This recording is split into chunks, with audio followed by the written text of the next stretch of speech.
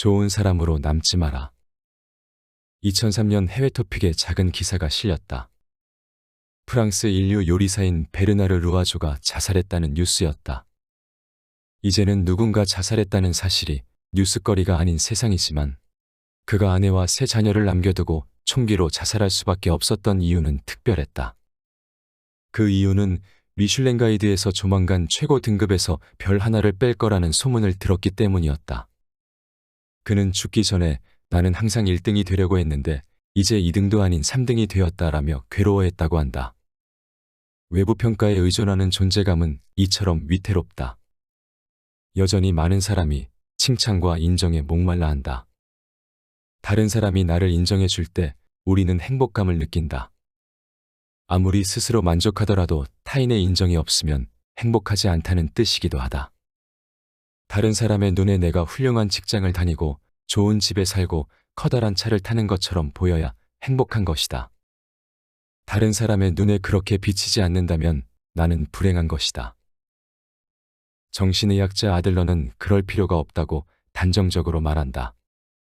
다른 사람들의 칭찬과 인정을 구하는 삶을 살면 다른 이들의 기대를 만족시키는 삶을 살게 되고 궁극적으로는 다른 사람의 삶을 사는 것으로 귀결되기 때문이다. 우리는 자신의 가치관을 희생해서라도 남들이 생각하는 나의 형상을 만들고 거기에 맞춰 살려고 애를 쓴다. 미국 사회학자 찰스 쿨리는 이런 현상을 거울 자아라고 부른다. 거울 자아는 다른 누군가에게 보이는 왜곡된 이미지로 살아간다. 그러한 삶은 내가 누구인지 무엇이 나를 행복하게 하는지 알 수조차 없다. 그러한 삶은 아무리 내게 주어진 배역을 잘 소화해도 불만족스럽고 우울하고 가치 없는 사람처럼 느낄 수밖에 없다. 사람이 가진 기본적인 동기요인 중 하나는 좋은 사람이 되고 싶어 한다는 점이다. 누구나 남들에게 좋은 평판을 얻고 싶어 한다. 그것이 사회를 이루며 살아가는 인간으로서의 기본 도리이긴 하지만 솔직히 좋은 사람으로 평판이 나면 여러 가지 이득을 얻을 뿐더러 생존과 성공에 훨씬 수월하기 때문이다. 그래서 많은 사람이 어느 누구와도 갈등을 피하고 척지지 않으려 노력한다. 하지만 겉모습뿐인 경우가 많다. 겉으로는 미소를 띠며 너그러운 척하지만 속으로는 온갖 비난을 퍼붓는다. 속으로는 분노하며 험담하면서 얼굴에는 너그러운 웃음을 띈다. 이러한 이중적 태도는 언젠가는 더 나쁜 결과를 초래한다. 다른 사람을 속이고 자신마저 현혹하기 때문이다. 그런데도 미소를 잃지 않는 이유는 결국 다른 사람들의 시선을 의식하고 평판을 중요시하기 때문이다. 우리는 주변 사람들이 나를 싫어하면 어쩌나 걱정한다. 그러나 사실 다른 사람들은 생각보다 내게 관심이 없다. 나 혼자 스스로 그런 걱정 속에 빠져 있을 뿐이다. 남들이 나를 어떻게 생각할까 늘 고민하는 사람들은 언젠가 깜짝 놀랄 것이다. 사실 남들은 나에 대해 별로 생각하지 않으니까 라고 말한 철학자 버트런드 러셀의 말에 귀를 기울여야 한다. 남을 배려하는 삶은 매우 가치 있다. 그러나 더 중요한 것은 나답게 사는 것이다. 나답게 산다는 것은 남들의 평판에 흔들리지 않는 것이다. 남들의 기준에 맞추어 살아가는 것이 아니라 나의 기준에 맞추는 삶이다. 하기 싫은 일을 하지 않을 자유를 갖는 것이다. 자기 성숙의 삶은 자신에게 필요하고 가치 있는 일을 하는 삶이다. 이는 곧 불필요하고 무의미한 일을 안 해도 되는 삶, 시간과 노력의 낭비가 없는 삶이다. 다른 사람의 눈에 착한 사람, 다른 사람을 만족시키기 위한 삶이 아니라 자신이 원하는 삶을 살아야 한다. 좋은 사람이 아니어도 괜찮다. 자신이 원하는 것을 찾아야 한다. 타인의 시선에서 자유롭게 산다는 것은 누구에게나 좋은 사람으로 평가받는 것을 포기하는 것이다. 그것이 차라리 낫다. 세뇌된 행복에서 벗어나는 법. 빅터 프랭클은 1942년 9월 나치 강제 수용소로 보내졌다. 3년 뒤 수용소가 해방됐을 때 아내를 포함한 그의 가족들은 모두 사망했다. 그는 죽음의 수용소에서 고통 속에서도 의미를 찾는 것이 중요하다고 말했다. 그곳에서 삶의 이유를 아는 사람들이 어떠한 순간도 참고 견디며 고통으로부터 더 잘 회복하는 것을 목격했기 때문이다. 빅터 프랭클은 강제 수용소에서 모든 것을 빼앗겼음에도 막사 사이를 돌면서 다른 이들을 위로하고 마지막 남은 빵을 나눠주던 사람들을 보았다. 그는 그들이야말로 고통에 어떻게 반응할지 선택함으로써 품위를 지키려는 사람들이었다고 말한다. 즉, 그들로부터 인간의 마지막 자유. 어떤 환경에서도 자신의 태도와 삶의 방식을 선택할 수 있는 자유가 있음을 발견한 것이다. 우리는 세뇌된 행복에서 벗어나야 한다. 남들이 인정해주는 행복은 나의 행복이 아니다. 나만의 행복, 주관적인 행복을 찾아야 한다. 그러기 위해서는 성공한 삶을 살기보다 의미 있고 가치 있는 삶을 살아야 한다. 어디에서 어떤 일을 하든 그것이 무엇인지 스스로 찾고 찾은 대로 실천하며 살아간다면 그게 바로 의미 있는 삶이다. 의미는 자기 자신이 만드는 것이다. 남들이 돈을 따라가든 명예를 따라가든 그것은 그들의 일이고 나는 나에게 맞는 기쁨을 찾아가는 것이다. 행여 다른 이가 내게 원하지 않는 삶을 요구할 때 나는 그것을 통해서 행복을 찾을 수 없다고 분명히 말해야 한다. 이제 성공의 기준을 다시 써야 할 때다. 천편일률적인 성공의 정의에서 벗어나야 한다. 성악가를 꿈꾸던 사람이 사업으로 크게 성공했어도 늘 오페라 극장을 맴돌며 한숨 짓는다면 그건 성공이라 할 수 없다. 인생에서의 성공, 후회하지 않는 삶이란 헛된 욕망에서 벗어나 자신만의 성공 기준을 충족해가는 것에 있음을 잊지 말아야 한다. 행복이란 내가 갖지 못한 것을 바라는 것이 아니라 내가 가진 것을 즐기는 것이다 라는 옛 명언은 그래서 여전히 유효하다. 문이 닫힐 때 새로운 문이 열린다.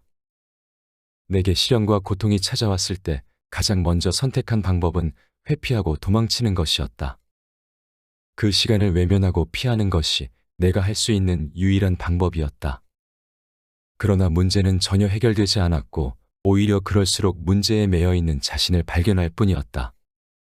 고통에 대한 우리의 통상적인 반응은 거기에서 벗어나고자 하는 시도이다. 그러나 고통의 순간에 놓여 있을 때 해야 할 일은 고통 속에 온전히 바로 서는 것이다. 왜 그런 상황에 이르게 되었는지를 자책하고 후회하는 것은 전혀 도움이 되지 않는다. 그 대신 고통이 자신에게 말하고자 하는 것이 무엇인지를 알아채야 한다. 느닷없는 시련이 왜 생겼으며 자신의 인생 가운데 무엇을 이야기하고자 하는지를 바라봐야 한다. 말기암으로 6개월 시한부 삶을 살면서 마지막 강연이라는 동영상을 통해 희망과 사랑의 메시지를 전한 미국의 랜디 포시 교수는 이렇게 말한다. 벽이 있다는 것은 다 이유가 있다. 벽은 우리가 무엇인가를 얼마나 진정으로 원하는지 가르쳐준다. 무언가를 간절히 바라지 않는 사람은 그 앞에 멈춰서라는 뜻으로 벽은 있는 것이다. 불행과 시련이 닥쳤을 때 그 시간 속에 갇혀 있지 말고 인생을 크고 길게 봐야 한다. 하버드 대학교 에드워드 벤 필드 박사는 인생의 성공과 행복을 결정짓는 핵심 요소로 시간 전망이라는 이론을 발표했다. 시간 전망은 지금의 행동과 의사결정이 미래에 끼치는 영향력을 말한다. 무언가를 성취하기 위해선 과거의 시간에 머물거나 눈앞의 이익만 좇지 말고 멀리 보고 길게 봐야 한다는 것이다. 즉, 시간 전망이 길수록 성공과 행복의 비율은 높아진다고 필드 박사는 주장한다. 새로운 문을 열기 위해서라면 더더욱 그렇다. 걱정과 조급함을 경계하고 멀리 보고 길게 보는 안목을 키워야 한다. 우리가 경험적으로 알고 있는 것 중 하나는 걱정하는 일들 대부분이 실제로 일어나지 않는다는 사실이다. 그런데도 우리는 너무나 많은 시간을 걱정하는 데 보낸다. 이 일이 제대로 진행될까? 모든 사람이 반대하면 어떻게 하나? 프로젝트를 발표할 때 영상 장비가 갑자기 멈추면, 공부한 것이 하나도 기억나지 않으면, 그러나 그런 일은 99% 일어나지 않는다. 99% 일어나지 않는 일이더라도 나머지 1%가 있지 않으냐고 반문할지도 모른다. 만약 그렇다면 그건 어쩔 수 없는 일이다. 신의 영역에 맡겨야 한다.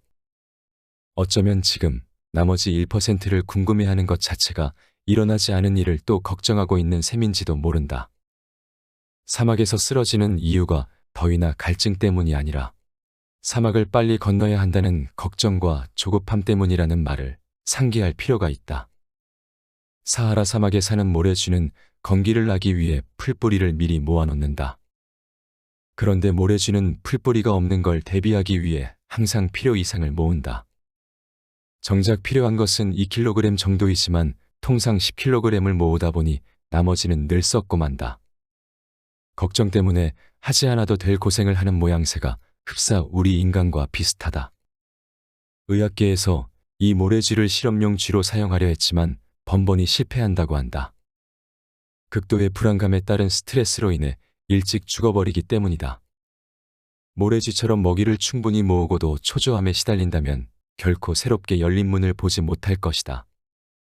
시련과 불행을 극복하는 가장 강력한 수단은 희망이다.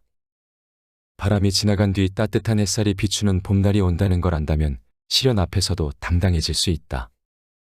반대로 단 한 줄, 한 가닥의 희망을 잃으면 삶의 모든 의욕마저 놓치게 된다. 편안함을 추구하면 삶이 더 위험해진다. 평범하고 안락하게 사는 삶은 안전한 결과인가 하는 의문이 생긴다. 세계적인 작가이자 마케터인 세스 고딘은 그렇지 않다고 단언한다. 그는 이카루스 이야기에서 편안하게 사는 건 전혀 안전하지 않고 오히려 두려움을 펼치고 경험해보지 않은 일에 도전하는 것이 안전한 삶이라고 말한다. 안락지대에 머무르려 할수록 안전한 미래를 차지할 가능성은 점점 사라지며 편안함을 추구하면 추구할수록 삶은 더 위험해질 뿐이라는 것이다. 내 경우에도 편안하고 안락했던 시기에 오히려 알 수 없는 미래에 대한 불안과 두려움이 가득했고, 새롭고 도전적인 환경에 놓여 있을 때 걱정과 불안이 상대적으로 적었다. 사실 당면한 문제 해결을 하느라 잠재적 불안과 두려움을 돌볼 시간조차 없었다. 무리 짓기는 동물들의 생존 본능이다. 동물은 약할수록 무리를 짓는다. 무리를 지으면 상대적으로 안락하고 안정적으로 살 수 있기 때문이다. 그러나 무리에서 살아가는 것 자체가 반드시 안전한 것은 아니다. 북아메리카의 인디언들이 버펄로를 사냥하는 방법 중 버펄로 점프라 불리는 것이 있다. 인디언들은 말을 달리며 버펄로 떼를 빠르게 몰아붙여 절벽으로 몰고 간다. 맨 앞줄에서 달려가던 버펄로가 이내 절벽에 다다르면 뒤에 오는 동료들에게 정지하라고 울부짖기 시작한다. 그러나 이미 때는 늦었다. 제일 앞에 버펄로들은 멈출 틈도 없이 뒤에서 달려오는 무리에 밀려서 절벽 밑으로 떨어진다. 한편 바로 그 뒤에 따라오던 무리는 절벽을 보지 못해 제 발로 뛰어내린다. 그러면 인디언들은 절벽 아래서 기다리고 있다가 떨어져 죽은 버펄로들을 가지고 돌아간다. 사냥은 그렇게 끝이 난다. 무리를 지으면 더 안전할 줄 알았는데 그렇지도 않은 것이다. 많은 사람들이 무리의 일부로 편입되면 두려움과 안락함을 보장받을 수 있을 거라 생각한다. 그래서 학연과 혈연, 지연 등을 통해 무리를 이루고 취향과 선호도를 바탕으로 그들만의 리그를 만들어 그곳에 편입하려 애쓴다. 이에 대해 니체는 이렇게 충고한다. 인생을 쉽게 그리고 안락하게 보내고 싶은가? 그렇다면 무리짓지 않고서는 한시도 견디지 못하는 사람들 속에 섞여 있으면 된다. 언제나 군중과 함께 있으면서 끝내 자신이라는 존재를 잊고 살아가면 된다. 하버드 대학교 교수 탈벤샤하르 또한 안락한 삶을 추구하는 것에 대해 비판을 가한다. 사람들 대부분은 안락지대에 머물고 또 그곳에서 편안함을 느끼지만 줄곧 안락지대에만 머문다면 성장의 기회 역시 사라진다는 사실을 알아야 한다는 것이다. 우리는 많은 시간 동안 안락지대와 안전지대를 혼돈해왔다. 지금까지 울타리 안에 가만히 있으면 안전하다고 배웠다. 그 울타리를 벗어나면 늑대와 사자가 우글거리는 곳이라고 생각했다. 세상은 위험한 곳이기에 그저 울타리 안에서 주어진 일을 열심히 하는 것이 최선이라는 논리에 자연스레 길들여졌다. 그러다 보니 자신이라는 존재를 잊은 채 다람쥐 쳇바퀴 돌듯 살아가는 안락한 삶을 최고의 가치로 여겼고 자기도 모르게 안락지대를 안전지대라고 착각했다. 심지어 무언가 새로운 일을 시도하고자 하는 사람에게는 적당히 살면 편하고 안락하게 살 수 있는데 왜 그런 위험을 굳이 떠안느냐고 질책하기까지 한다. 인생에서 가장 큰 위험은 위험을 전혀 감수하지 않는 것이라는 말이 있다. 항상 해왔던 것을 하면 항상 얻어왔던 결과를 얻을 수밖에 없다. 아무리 수많은 교육과 세미나에서 좋은 강연을 듣고 다양한 책을 읽어도 삶이 변하지 않는 이유는 여전히 안락지대에 머물려 하는 습성 때문이다. 과거에 했던 습관과 행동을 답습하려는 태도는 어떠한 노력도 한계에 부딪히게 만든다. 안락지대를 떠나 안전지대로 이동하기 위해서는 나를 둘러싸고 있는 울타리를 벗어나는 것이 가장 좋겠지만 그것이 현실적으로 어렵다면 우선 자신을 불편하게 하는 일들을 마주할 필요가 있다. 자신에게 불친절한 상황들을 피하지 말고 자주 맞닥뜨리는 것부터 시작해야 한다. 삶은 변화의 연속이다. 편안함에 익숙해지면 나중에 아무 일도 이룰 수 없지만 지금의 편안함을 과감히 포기하면 새로운 기회와 예기치 못한 선물을 맛볼 수 있게 된다. 편하고 안정된 삶이 아닌 새롭고 도전적인 삶을 갈망하며 항상 익숙하게 해오던 방식에서 벗어나 새로운 시각으로 접근하고 위험을 기꺼이 감수하고자 할 때 우리는 누가 내 치즈를 옮겼을까에서 생쥐가 그토록 갈망하던 달콤하고 신선한 치즈를 마주할 수 있다. 그 순간 그곳이 안전지대가 된다. 불필요한 짐을 짊어지고 있다면 뮤지컬 영화 지붕 위의 바이올린에서 주인공 테비에는 러시아 혁명으로 느닷없이 고향을 떠나라는 명령을 받고는 이렇게 말한다. 왜 항상 머리에 모자를 쓰고 있냐면 그것은 우리가 늘 떠날 준비를 하기 때문이지요. 우리는 어떠한가? 나룻배를 타고 강을 건넌 뒤에도 다시 그 나룻배를 짊어지며 가고 있지 않은가? 다음 여정이 강이 아닌 산인데도 그 무거운 나룻배를 내려놓지 못한다. 때로는 과거에 대한 후회와 미래에 대한 걱정에 짓눌리며 가끔은 인생에서 상실한 것들, 즉 한때는 우리 것이었으나 지금은 잃어버린 것 때문에 절망한다. 그래서 다른 것들도 놓칠까봐 불필요한 짐을 잔뜩 짊어지고 걸어간다.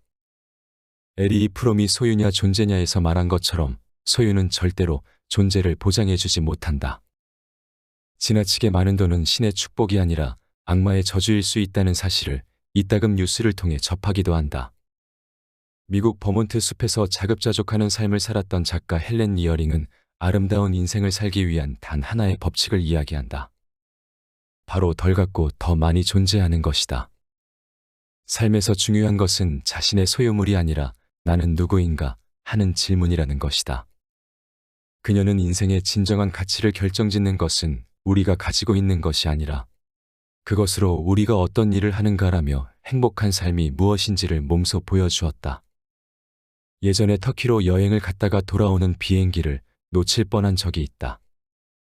아침 일찍 출발하는 비행기라 전날 미리 짐을 싸놓아야 했는데 늑장을 부렸기 때문이다. 하지만 더 근본적인 원인은 짐이 너무 많은 데 있었다.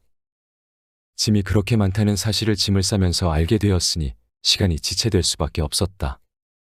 현지에서 늘어난 짐도 꽤 있었지만 한국에서 출발할 때부터 짐이 많았다. 그중 대부분은 현지에서 한 번도 사용하지 않은 것들이었다. 짐이 많을수록 여행이 힘들어진다. 인생이라는 여행의 본질에 다가서기 위해서는 짐을 줄여야 한다. 필요 없는 짐 때문에 자신에게 가장 소중한 것을 놓치고 있는 것은 아닌지 생각해 보아야 한다. 그러한 고민을 통해 자유로운 삶으로 다가설 수 있다. 자유로운 삶을 살기 위해서는 일단 무겁게 짊어지고 있던 자기 가방을 내려놓아야 한다. 그 안에 있던 것들을 모두 꺼내 바닥에 펼쳐놓고 그것이 꼭 필요한 것인지를 다시 한번 생각해야 한다. 그런 다음에 없어서는 안 되는 것만 다시 가방 안에 넣는다. 그것이 전부다.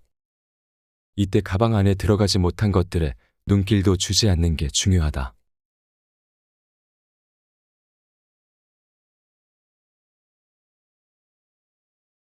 앞에서 소개한 내용은 나는 어디로 가야 할까에서 가져왔다. 사막에는 길이 없다. 뒤돌아보면 길은 모래바람에 사라지고 보이지 않는다. 인생의 사막도 마찬가지다.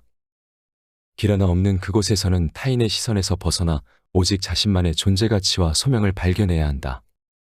어디로 가고 있는지, 왜 가야 하는지를 잊지 말아야 한다. 그래야 방향을 잃지 않는다. 더 이상 타인의 갈증을 채우지 말고 자신만의 목적지를 향해 가야 한다. 책에서 저자는 인생은 산을 오르는 것이 아니라 사막을 건너는 것과 같다라고 말하며 현실 앞에 놓인 사막을 어떻게 건너야 하는가에 관해 이야기한다. 인생길은 지도에 나오지 않는다. 나만의 나침반을 들고 나만의 길을 묵묵히 걸어가야 한다. 책에서 나온 양떼 이야기를 소개하며 영상을 마치겠다. 양떼는 앞만 보고 달리는 습성이 있다고 한다.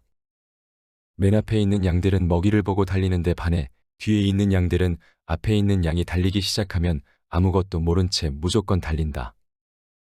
앞에 있는 양이 노리고 있는 목표물이 뭔지도 모르고 무작정 쫓아가는 것이다. 더 이상한 것은 뒤를 쫓는 양들의 대다수가 대행을 이탈하거나 전혀 게으름을 피우지 않는다는 점이다. 혹시나 홀로 뒤처질까봐 두렵기 때문이다. 그래서 앞에 있는 양의 엉덩이만 쳐다보며 죽을 힘을 다해 열심히 달리는 것이다.